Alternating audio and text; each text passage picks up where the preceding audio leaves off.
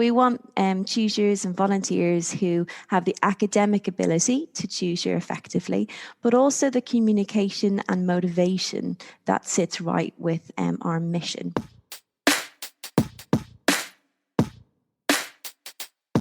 So we don't want to be a burden to schools. It's not extra admin. The idea is that we are going to facilitate it to make it as smooth as possible.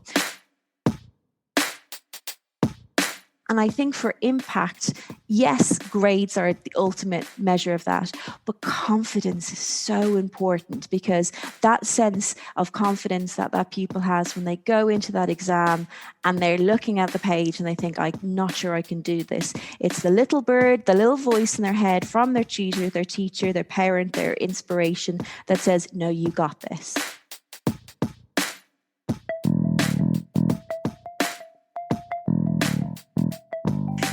Welcome to the Qualified Tutor Podcast.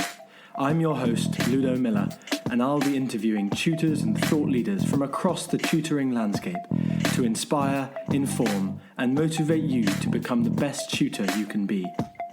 The Qualified Tutor community is a safe and supportive space for tutors who love to learn and grow. We offer training, resources, ideas, and a chance to connect with like-minded tutors. If you'd like to continue the conversation, join our Qualified Tutor community at www.qualifiedtutorcommunity.org or find it in the show notes. We are so lucky to have Jen Fox on the podcast today. Jen Fox is the interim CEO of Action Tutoring.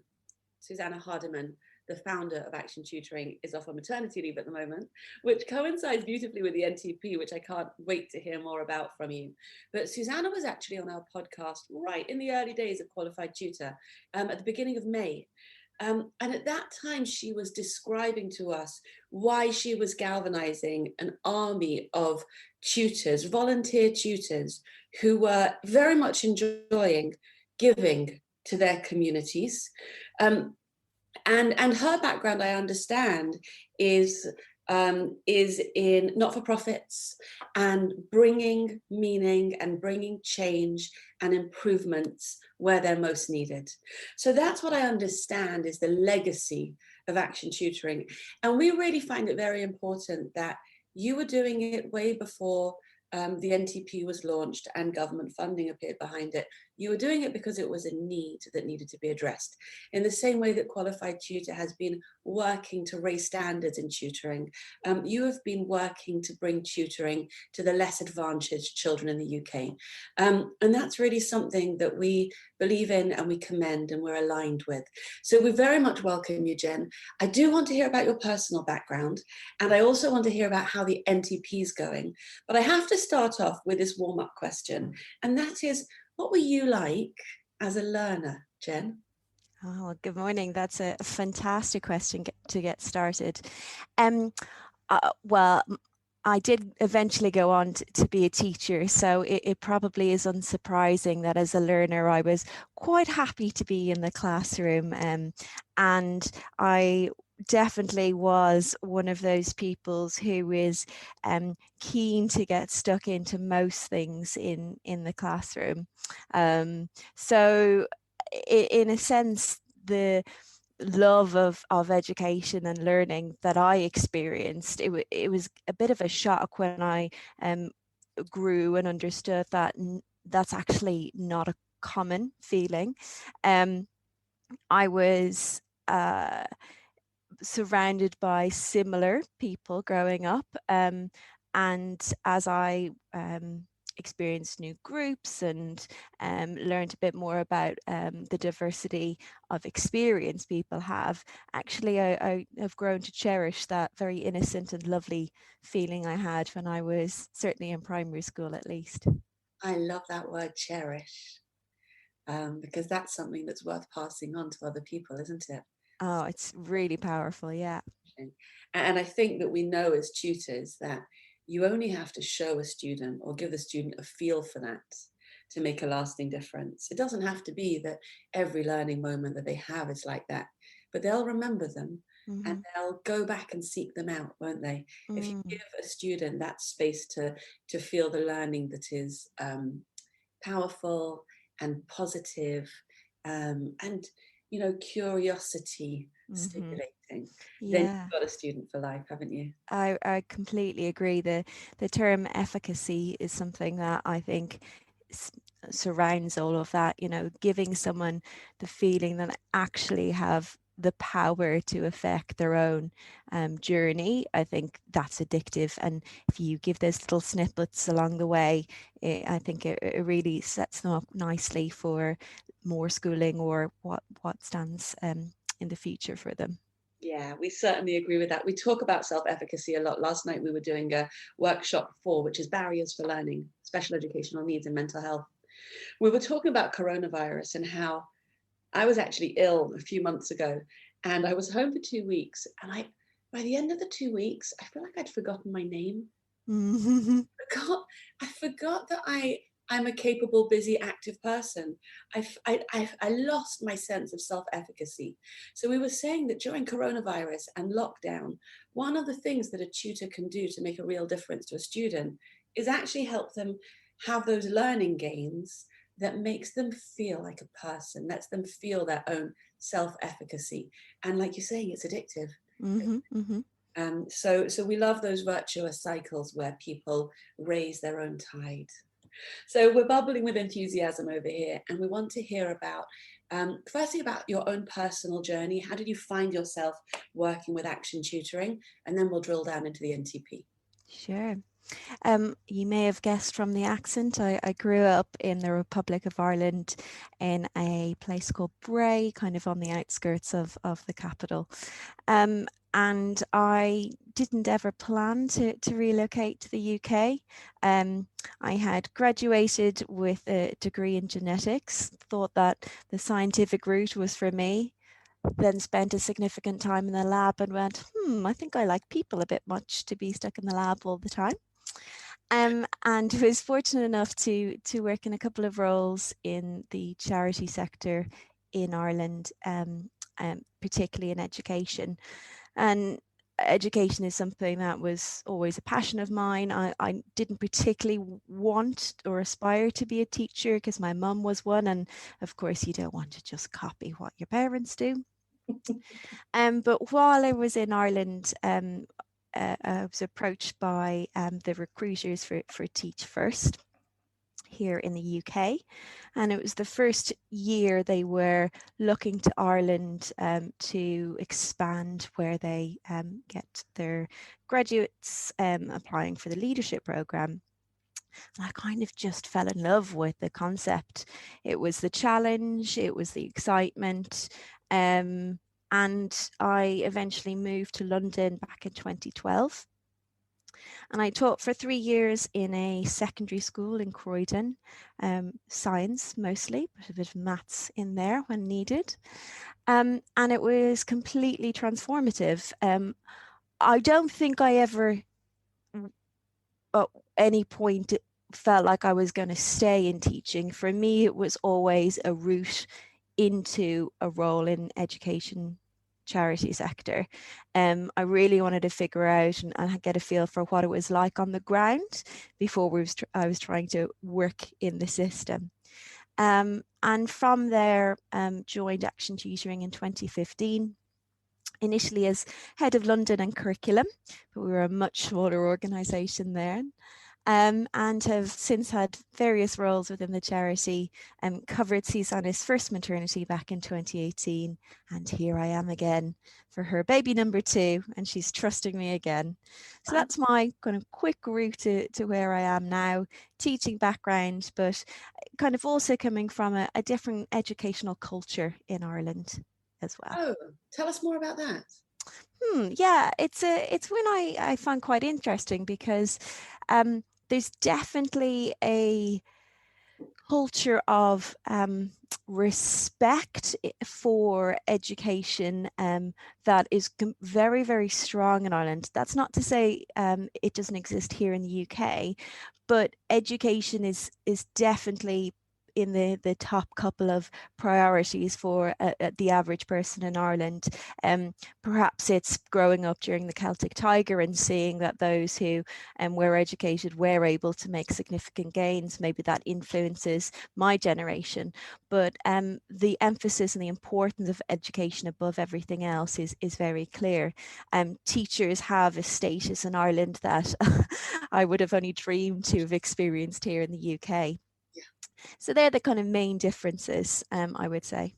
Beautiful. Thank you so much. You know, there's so much of what you're saying here that parallels my own journey. I was never going to be a teacher, but when I did my PGCE, I did a fast track course for school leadership, because although I love the classroom and I do come alive in the classroom, there's something lovely about the scope of school leadership or running an educational charity, because you can help lots of people to help lots and lots of people. Exactly. And that reach is really an exciting place to be. And then when you talk about status, so, you know, qualified tutor exists to raise the status of tutors as professionals. And when Sutton Trust described tutors as shadow schooling, you think, well, no educator should exist in the shadows. That's not safe, it's not supported, it's not encouraging, and it doesn't get the most out of us. So that professional development community and the dialogue around that, and the status, the parent-facing status, the school-facing status, it's really crucial to be able to raise this tide. So talk to us about how Action Tutoring works, who your volunteers are, how you work with them, and what's the scope of what you're doing now. Definitely. So Action Tutoring uses volunteers from a really large range of backgrounds. We have criteria, as I'm sure any high profile and high quality organisation does. So we want tutors and volunteers who have the academic ability to tutor effectively, but also the communication and motivation that sits right with our mission. So that means that the range of tutors we have, we say 18 to 82, I think is the spread.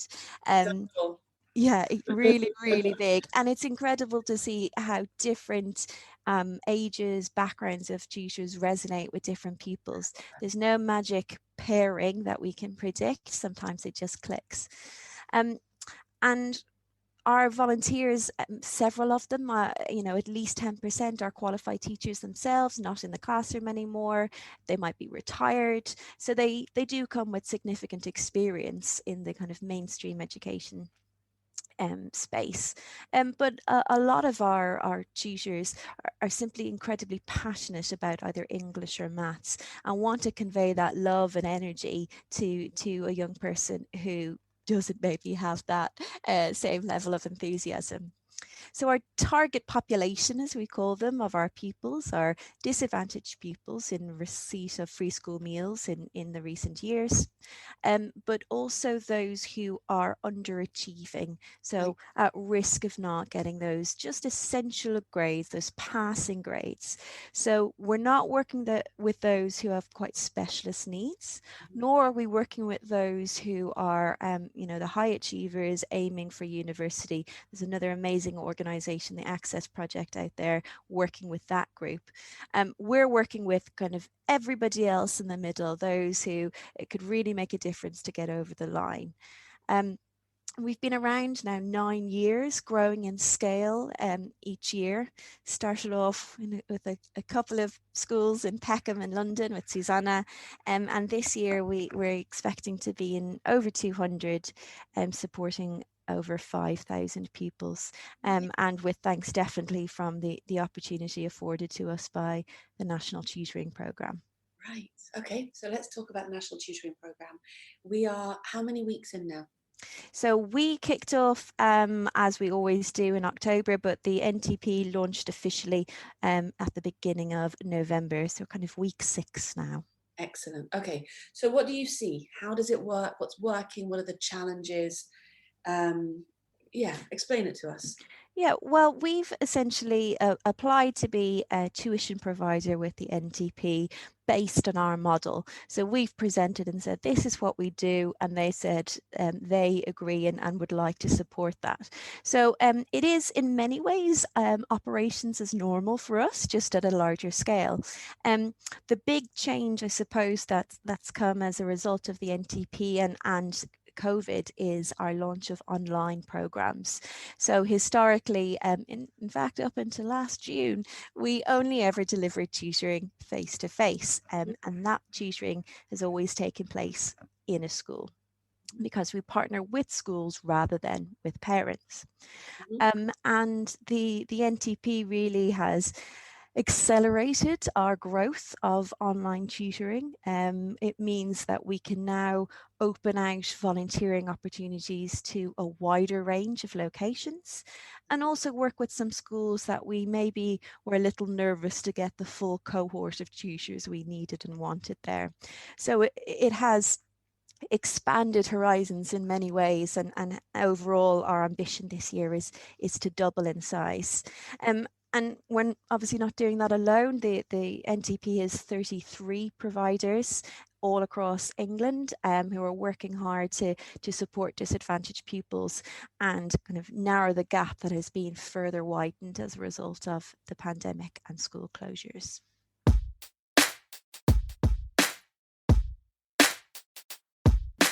And now, a brief word from our founder, Julia Silver.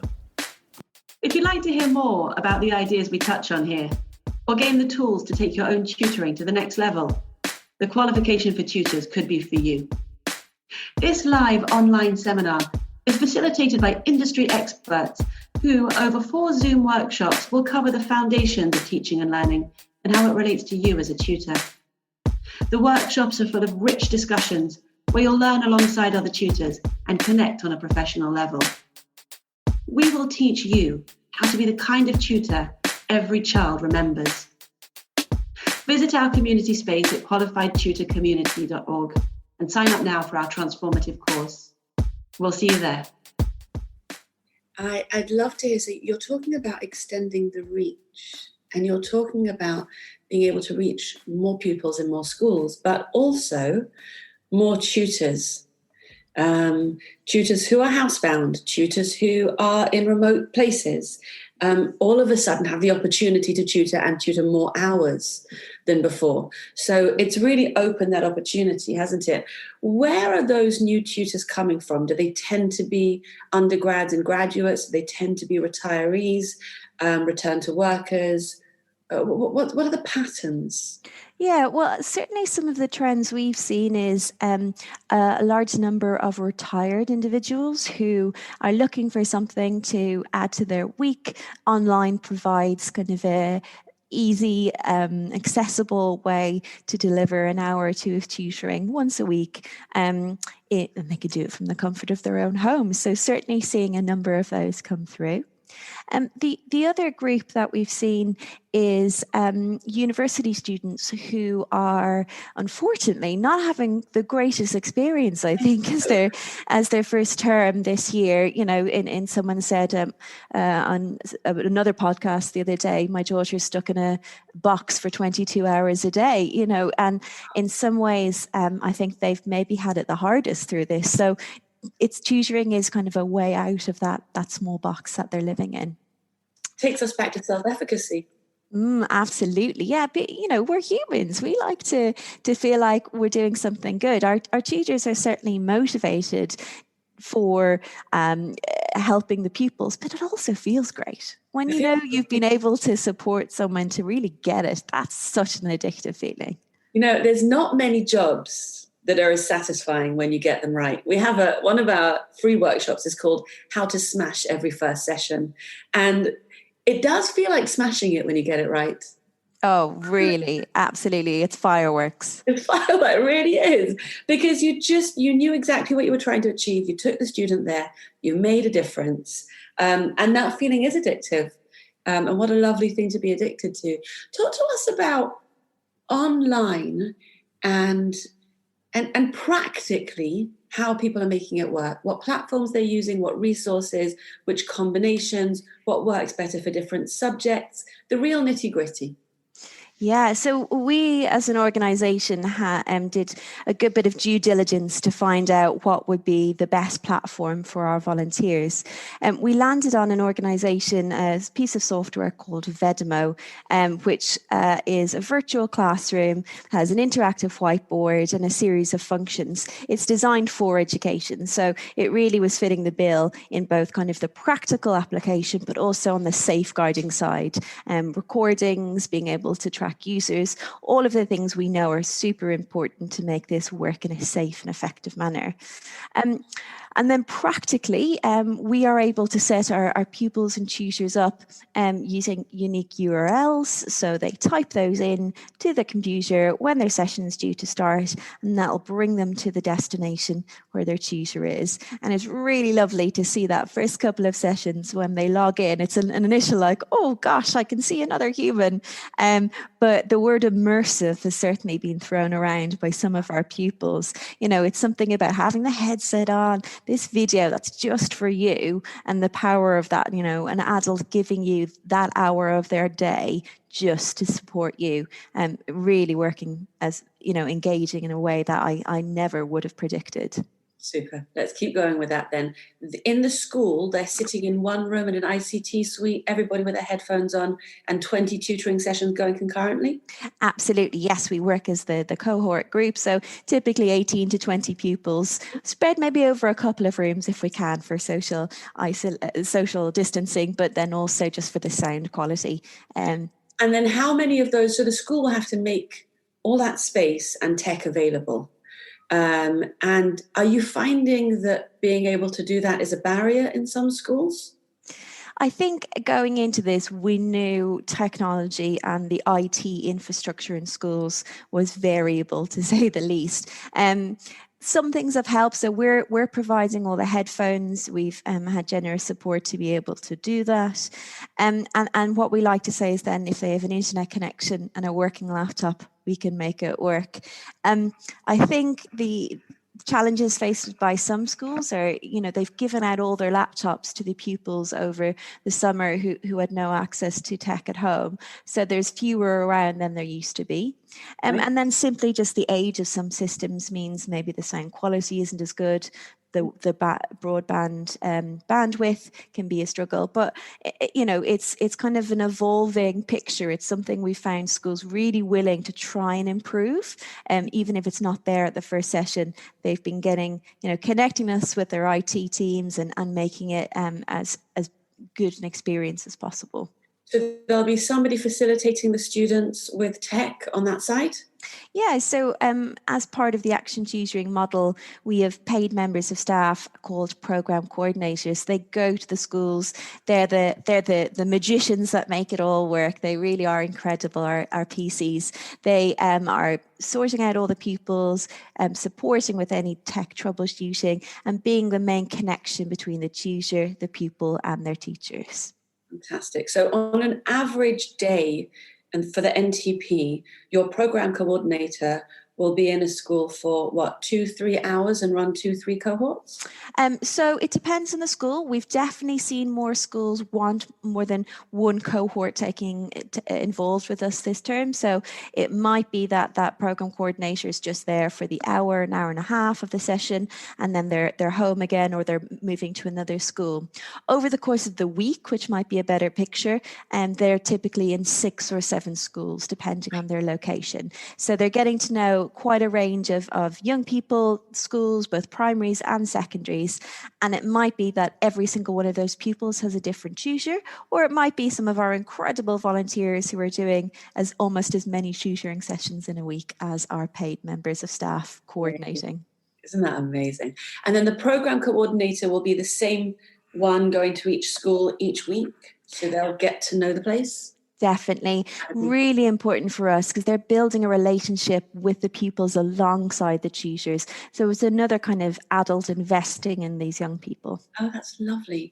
Also, in terms of communicating, the line of communication between the NTP partner and the school is a crucial point, isn't it? Make or break, definitely. Make or break, right. So how does that work? How do you make it comfortable for schools? Well, the way we like to work is that, we want to be something that is as supportive and helpful to the school. Ultimately, we care about these pupils and their improving life chances. So we don't want to be a burden to schools. It's not extra admin.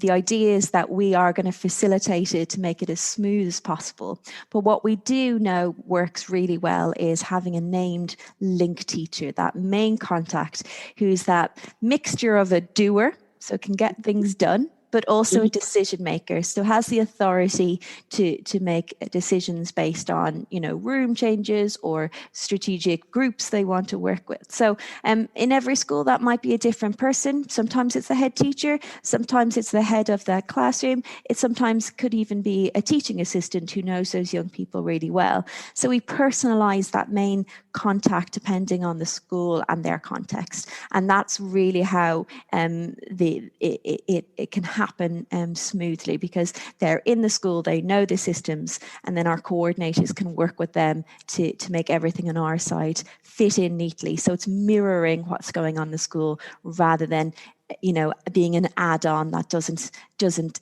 integrate into what they do. Isn't that fantastic?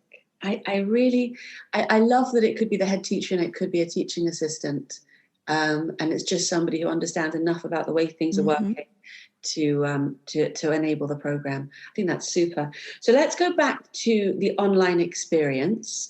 And you mentioned Venmo, which I haven't yet explored, but you can be sure I will do. And what our tutors sort of tend to use is a combination of Bramble or Zoom or BitPaper, and then pull up PDFs and have them on the screen. And each platform will give you a different combination of being able to have the camera up at the same time as the document, or only one or the other, those kinds of things. So how do your tutors tend to prefer to work? What works for them? Yeah, one of the things that we do in Action Tutoring is provide template resources for our tutors. So we want to make sure that they're targeting sessions on the right topics at the right level that they're pitched and that are exam specific. So we have some curriculum specialists who have worked really hard to generate those for us. But when it comes to actually delivering that content online, some of the things we've asked our tutors to do that I know are working well is having the video stream on. And the reason we ask for that is because when you are virtual, the non-verbals don't translate as easily. So the visual is something that really does help you gauge a sense of when that pupil is, brows kind of furrowed, really thinking hard to try and work something out, or if they've decided to kind of wander their eyes around and look at what might be going on in other areas of the classroom. So those visuals are really important. And we obviously don't want that to take up a large amount of their screen for practical reasons. So just like minimizing it to as small as possible, putting it to the side, so the majority of their screen is the shared whiteboard. Fantastic. That's really, really clear to me. Thank you so much. I think also the other side of reading each other's visual cues is being able to give the student a thumbs up, letting them be able to see when you're pleased with them. So is there any group work happening, or is it all one-to-ones? Actually, the majority is 1 to 2. So one tutor with 2 pupils, hopefully matched a similar ability and gaps in knowledge. And that tends to work well for a couple of reasons. We know impact-wise, there isn't a massive difference in the impact you can have in a small group compared to the one-on-one. So we're comfortable that we're still supporting them to make good progress. But the other side of it is that some pupils feel more comfortable when they've simply got another young person in the group with them. I think we forget as adults how intimidating it can be to find a new person and to almost introduce yourself when you're a lot younger. So having a friend from their year group alongside them really does help with that kind of easing into the sessions. It's really insightful. One of our earliest podcasts, we were talking about how when you're working one-to-one, face-to-face, you'll sit on a corner, won't you? You'll sit at a corner with a student sort of to the side of you, not directly in front of you. There's actually something quite intense about this webcam thing because there's nowhere else to look. So finding a way to sort of mitigate for that and also create that peer support. A group has a whole new dynamic that can be really fun. So that's lovely. Also, a bit of collaboration and even competition just to get the energy up is always a good idea. Let's talk, and then we're going to wrap up, about impact. What do you see as happening so far? Well, I think the early signs for us, and I do say early signs, we piloted online tutoring in 6 schools in June, July. We're now in over 70 schools delivering that. So we're working at a scale that we can pick up trends, but, we still would like to see the year out and look at those exam grades before we're confident that we can state the exact impact we're having.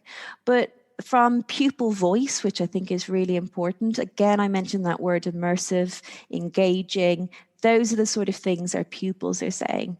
Our tutors, once they've got to grips with their technology, are definitely feeling like it's a different impact they're having insofar as they are seeing progress, but finding it that they can be more adaptable in this space. So, for example, some tutor told me, I prepared a lesson on X topic, and then when I went in and they said, I've got an exam tomorrow on Y topic, and I didn't have the resources with me. The beauty of us online is you can just add in a new PDF, pull something else in, play that other video. So you can actually adapt in a manner that is targeting the needs and wants of the pupils.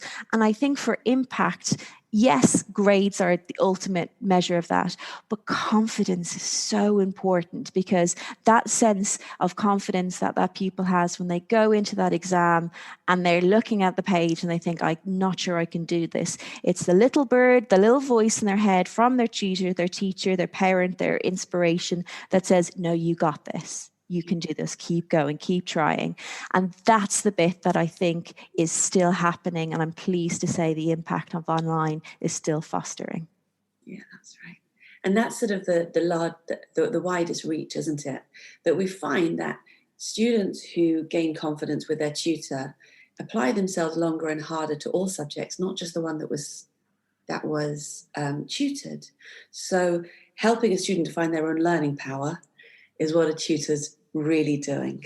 On that note, I'm going to thank you and wrap up, simply because I want to invite you back again at Easter time to hear how it's gone and what's changed. Would that be all right, Jen? Oh, with pleasure, yes. Thank you. It's been really, really lovely to have you here. And we wish you all the best with the NTP and making the difference to the young people and also to the tutors, because we really enjoy our jobs, and the people who give us the opportunity to tutor are people to whom we should be grateful, because we're expanding our reach, and that's really, really exciting. So thank you so much, and we wish you all the best and a very restful Christmas. And cheers, to you all. Bye. Bye.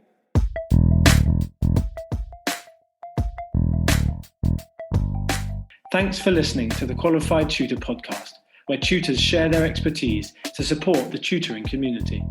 If you'd like to continue the conversation, join our Qualified Tutor community at www.qualifiedtutorcommunity.org or find it in the show notes below. We exist to connect, share, and learn with you, because tutoring is a small job that makes a big difference.